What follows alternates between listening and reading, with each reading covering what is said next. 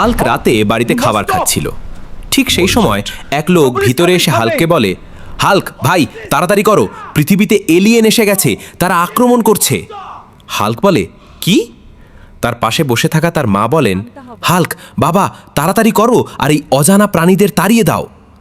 Hulk বলে, ঠিক আছে মা, আমি যাচ্ছি, আমার জন্য আল্লাহর কাছে দোয়া করো।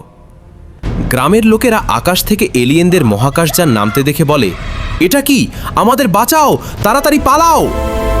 ঠিক তখন এক পেশিবহুল বডি বিল্ডার এলিয়েন মহাকাশযান থেকে বের হয়ে বলে, তোমরা কতক্ষণ পালাবে?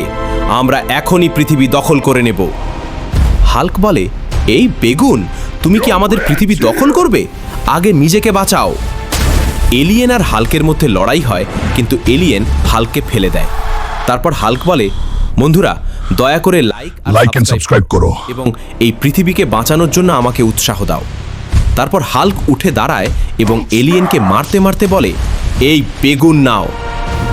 হাল্ক সব এলিয়েনকে মারধর করে তাড়িয়ে দেয়। এলিয়েনরা তার পায়ের কাছে পালায়। তারপর হাল্ক বলে, আসো কমিনে, এখন কি তোমাদের পৃথিবী চাই না? সবাই হাল্ককে কাঁধে তুলে নেয় এবং বলে, হাল্ক এলিয়েনদের তাড়িয়ে দিয়েছে। সবাই লাইক করে এবং সাবস্ক্রাইব করে।